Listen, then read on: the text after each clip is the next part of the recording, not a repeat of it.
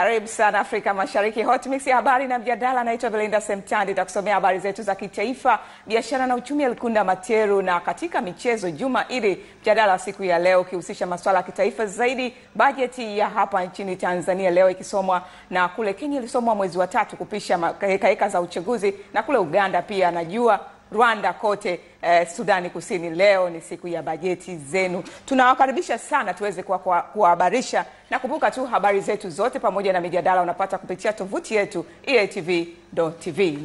Naanza na habari zetu za kitaifa.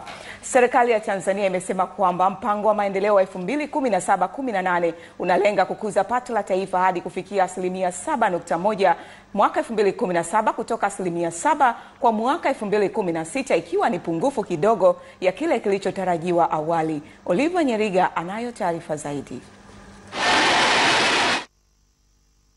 Hali ya uchumi wa taifa kwa mwaka 2016, mpango wa maendeleo wa taifa wa mwaka 2017 na kisha tamko la hali ya fedha kwa mwaka 2017-2018. Bungeni mapema leo mjini Dodoma, waziri wa fedha na mpango Dr. Philip Mpango amesema makadirio ya awali yanaonyesha kwamba uchumi huo ungekuwa kwa wastani wa 7.2 na kwamba hali hiyo imechangiwa na mambo mengi ikiwamo baadhi ya sekta kutofanya vizuri. Waziri Mpango ametaja baadhi ya sababu hizo kuwa ni pamoja na kushuka kwa sekta ya kilimo iliyotajwa kukua kwa 2.9, lakini malengo hayo hayakufikiwa na badala yake yalikuwa kwa 2.1. Sekta ya biashara ambayo imekuwa kwa 6.7, hali ambayo ni tofauti na makadirio yaliyokuwepo awali yalikuwa ni 7.8. Amesema kuwa sekta ya chakula nayo imetajwa kuchangia kushindwa kufika kwa malengo ya ukuaji wa uchumi, ambapo makadirio yalikuwa ni 8%, lakini yameshuka hadi kufikia 3.7.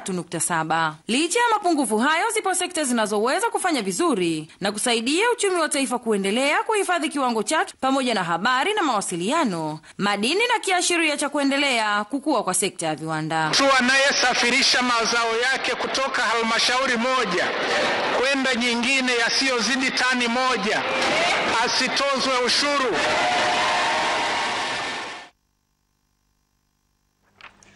Ni waziri wetu wa fedha na mipango Mheshimiwa Mpango leo akiwasilisha bajeti hivi jioni kabla ya Hot Mix kuanza, na ushuru umefurahishwa sana kwamba kutoka halmashauri moja kwenda nyingine mtu alikuwa analipishwa ushuru mara 2. Kwa hiyo wabunge wamefurahia, na hata huku nje watu walirukaruka pia. Ni katika habari zetu za kitaifa mtazamaji, na tunaenda kupata habari nyingine kutoka Kituo cha Sheria na Haki za Binadamu nchini Tanzania.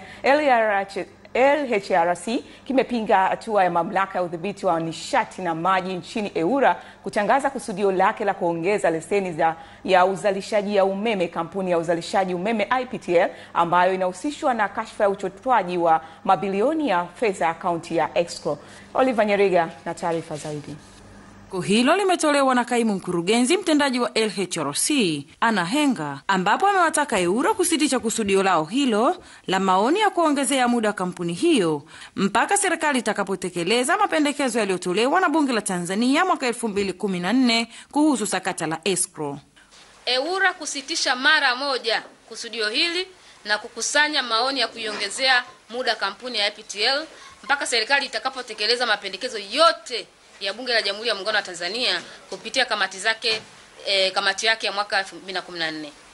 EWURA kuomba radhi kwa Watanzania na wabunge kwa kujaribu kuirudisha IPTL kwa jamii, huku ikitambua wazi miaka 3 iliyopita IPTL ilikuwa kwenye kashfa nzito iliyozua mtafaruku ndani na nje ya Tanzania. Kwa upande wake, meneja mawasiliano na uhusiano mamlaka ya udhibiti wa nishati na maji nchini EWURA Titus Kaguo amesema kinachoendelea kwa sasa ni uwasilishaji wa maoni, hivyo kwa yeyote mwenye wasiwasi na ushahidi wa lalamiko lake apeleke maoni yake EWURA kwa ajili ya kufanyiwa kazi zaidi. Sheria iliyoanzisha EWURA sura namba 19(2) na sheria ya umeme sura namba 8 zinataka mtu yoyote anavoomba leseni EWURA itoe taarifa kwa umma, public notice, ili watu watoe maoni au watu watoe pingamizi.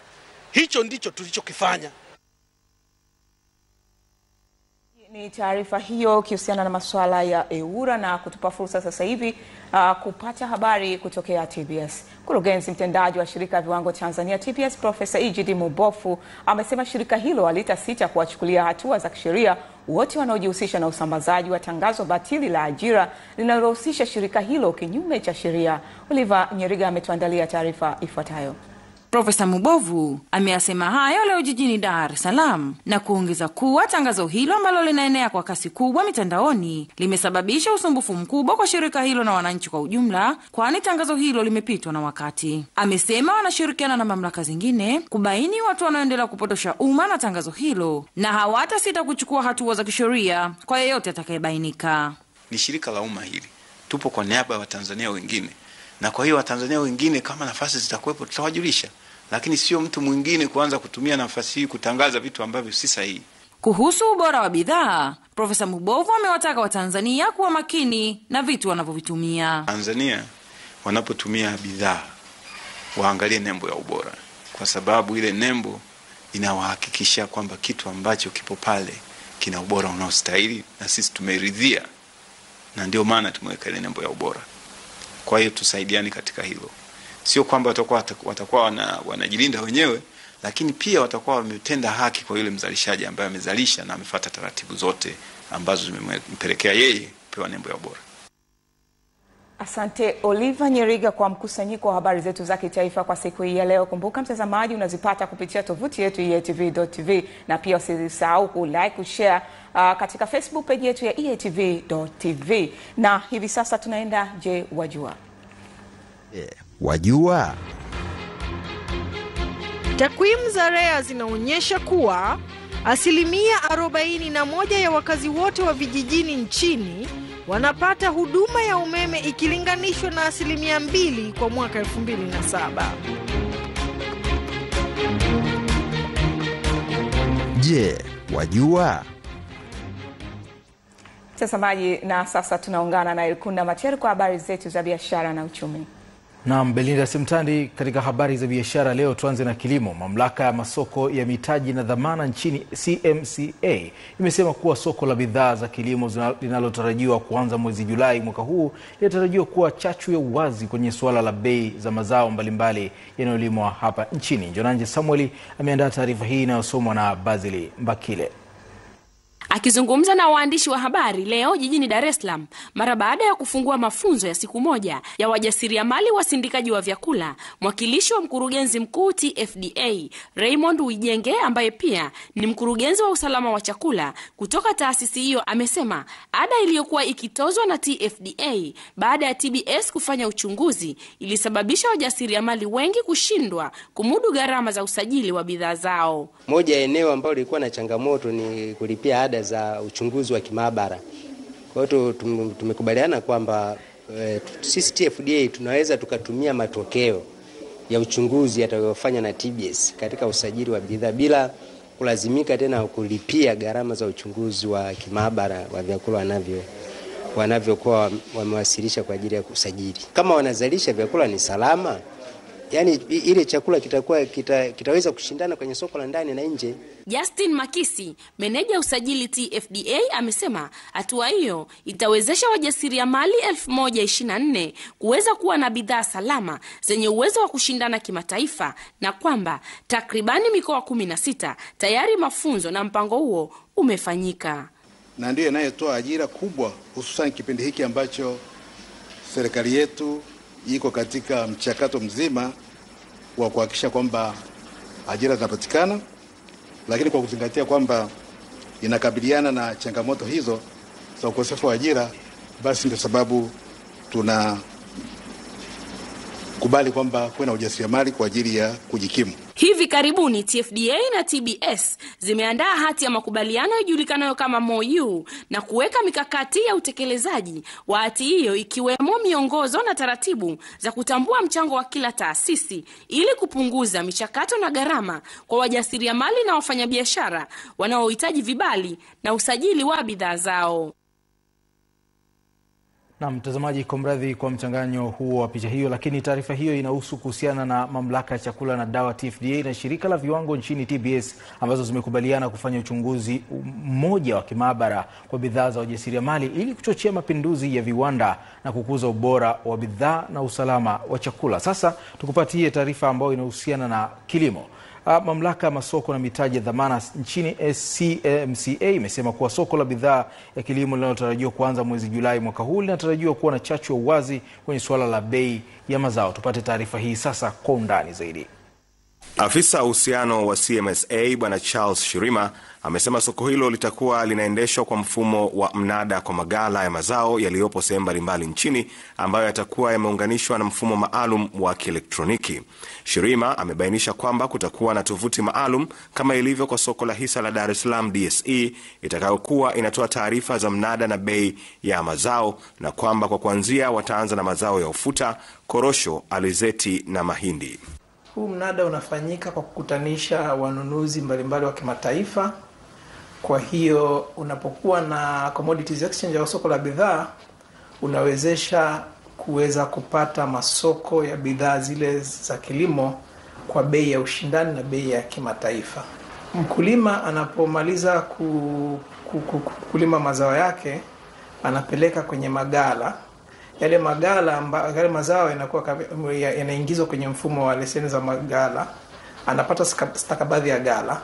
Ile stakabadhi ya gala sasa ndio zinapelekwa kwenye soko la bidhaa, zinafanyiwa mnada, zinauzwa. Kwa hiyo mazao yote yanayokuwa kwenye yale magala, soko linaweza likatambua kwa kila wakati kwamba kwenye gala gani kuna mazao kiasi gani. Na mtazamaji, mwisho wa habari za biashara na uchumi. Jina langu ni Elikunda Materu. Belinda Semtandi kwako sasa nikikurejeshia hii taarifa.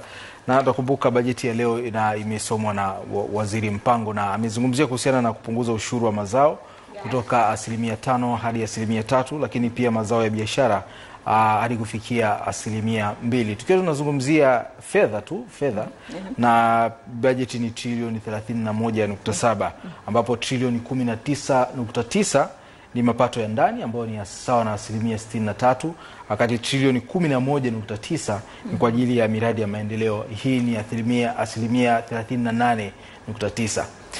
Nikawa na pekua naangalia kwa sababu haya masuala yanazungumzia fedha, na wahenga wanazungumziaje, anasema cheza na mwenye mali, usicheze na mali. Lakini katika bajeti hiyo, na kabla hujamaliza na msemo wako Elikunda Materu wa cheza na usicheze na mwenye mali. Cheza na mwenye mali, usicheze na mali. Watu leo walikuwa wakifurahia kwamba wenye magari ambayo waliyapaki yana wengine mabovu, mengine waliwauzia watu, ikaonekana kuna mkanganyiko. Watu wengine wanalalamika, mwingine anadaiwa milioni 3, mwingine milioni 5, mwingine na magari mabovu, magari ambayo yaliharibika. Hiyo tozo imefuta serikali, watu wameruka sana. Imefuta, watu wamefurahia, lakini ni kweli kwa sababu hata nyumbani nadhani baba atakuwa ameshangilia kidogo pale.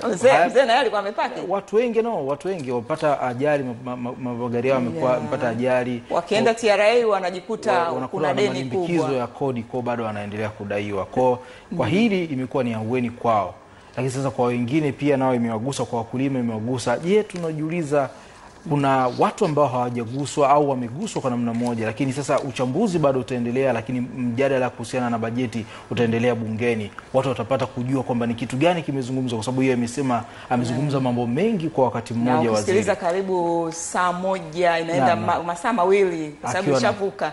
Amekuwa akizungumza. Kwa watu wanatakiwa sasa kuchambua, kuisoma vizuri bajeti imesemaje. Mengine ni na mengine ni mapendekezo ambayo sasa inaweza kapitishwa ama yasipitishwe. Kwa bado msemo wako, lakini sasa misemo ipo mingi kwa leo kwa sababu inazungumzia fedha. Sema fedha huuza fedha. Fedha huuza fedha. Na mapesa hutengeneza mapesa. Hivyo ndio wahenga hao ambao mimi nafanana na hiyo ninayo mwenye nguvu mpishe Elikunda. Asante sana. Asante sana Belinda Semtandi. Mtazamaji, bado tuko katika habari, usiondoke, na tunaenda mapumziko. Tukirudi Juma Idi anakuja hapa na habari za michezo na burudani. Endelea kuwa nasi.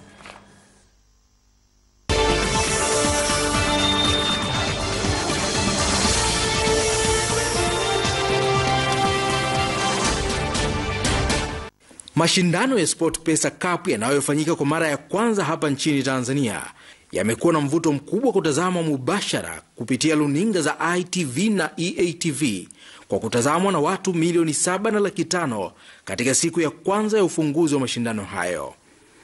Takwimu hizo zimetolewa na kampuni ya Geopol inayofanya utafiti wa watazamaji kwenye vyombo vya habari. Mashindano hayo ya SportPesa Cup yanaendelea na yanategemea kufikia kilele Jumapili Juni 11.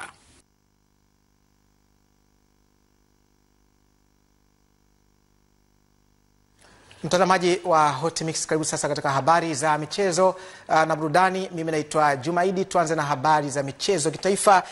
Yanga wameondoshwa katika michuano ya SportPesa Super Cup mara baada ya kufungwa kwa mikwaju ya penati 4-2 na AFC Leopards katika mchezo wa nusu finali ya michuano hiyo katika uwanja wa Uhuru jijini Dar es Salaam. Kwa matokeo hayo, Leopards itamenyana na Wakenya wenzao klabu ya Gor Mahia iliyowatoa Nakuru All Stars nao kutoka Kenya kwa jumla ya bao 2-2, zote za Kenya zikiingia katika finali siku ya Jumapili. Mshindi wa SportPesa Super Cup kwa mwaka 2017 atajiakulia dola za Kimarekani 30,000, zaidi ya shilingi milioni 65 na nafasi ya kucheza na klabu ya Everton nchini Uingereza Julai 13 mwaka huu katika uwanja wa Taifa jijini Dar es Salaam. Kipa namba 1 wa Yanga Deogratis Munishi Dida aliokoa mkwaju wa Maselasi Ingosi, lakini mlinda mlango pia wa AFC Leopards Dennis Shika naye akacheza mikwaju ya Saidi Musa na Saidi Juma Makapo.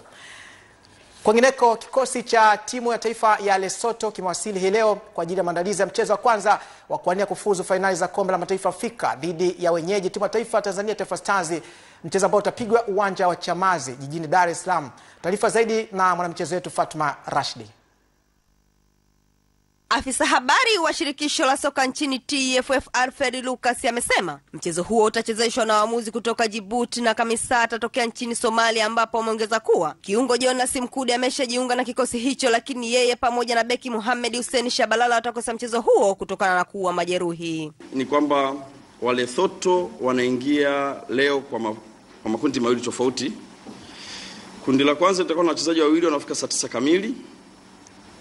Kundi la pili litaingia saa 11:50 leo jioni, na ratiba inaonyesha kwamba Lesotho watafanya mazoezi saa 1 kamili hapa TFF kesho asubuhi, lakini jioni saa 2 kamili watafanya mazoezi kwenye uwanja wa Chamazi.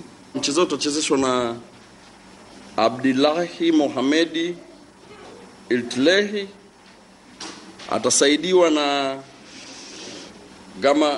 Gamaraden Abdi, alikadhalika Farhan Bogre Sarime. Mwamuzi wa 4 au reserve referee atakuwa ni bwana Twagirumukiza Abdukarim, yeye anatokea Rwanda. Mzee Amri Bad Hassan yeye atakuwa kamishna mchezo huo. Uongozi wa kikosi cha Singida United umesema kikosi hicho kinatarajia kuingia kambini Juni 24 mwaka huu kwa ajili ya maandalizi ya mchezo kirafiki, ambapo wanatarajia kucheza kati ya Simba au Yanga, ikiwa ni sehemu ya maandalizi ya msimu ujao wa ligi kuu ya soka Tanzania bara. Tena Fatma Rashidi anadondoka na taarifa hiyo kiundani. Katibu mkuu wa Singida United Abrahamani Sima amesema mara baada ya mchezo huo kikosi kitaelekea jijini Mwanza kwa ajili ya kuendelea na maandalizi ya ligi, ambapo ameongeza kuwa bado wapo katika mchakato wa kuendelea kutafuta wachezaji wa ndani pamoja na kimataifa ili kuweza kuboresha kikosi zaidi. Tulipanga kambi iende Mwanza, lakini kuna mechi ambayo inaweza ikawepo ya tarehe 7 na Simba. Tuliombwa na hawa taasisi moja ya changia damu, wasema mnaweza wakacheza, waliomba tucheze na Simba au Yanga kati hizo timu mbili. Kwa hiyo sisi tulikubali hilo kwa sababu ni jambo la kijamii, hatuwezi kulipinga. Na ndio hiyo tarehe timu itakuwa hapa Dar es Salaam kwa ajili ya kujiandaa na ile mechi ya tarehe 7. Baada ya tarehe 7 basi tutaelekea kwenye kambi yetu Mwanza. Sio kuangalia klabu gani, vilabu vingine labda vinachukua wapi. Tunachotakiwa ni ubora wa mchezaji ambaye anaweza kaendana na aina ya matako ya klabu au ya mwalimu. Kwa hiyo sisi lengo ni kupata vijana wachezaji 7 wa kimataifa, na sasa tunao 5. Kwa hiyo wale wawili nafikiri muda sio mrefu tunaweza tukawatangaza. Mtazamaji wa Hot Mix, mwisho wa habari za michezo na burudani, lakini pia usikose kufuatilia kipindi cha michezo cha Kipenga kupitia East Africa Radio saa 2 mpaka saa 3 usiku huu. Mimi naitwa Jumaidi na kurejesha kwake Belinda Semtande. Jumaidi sare maua sio?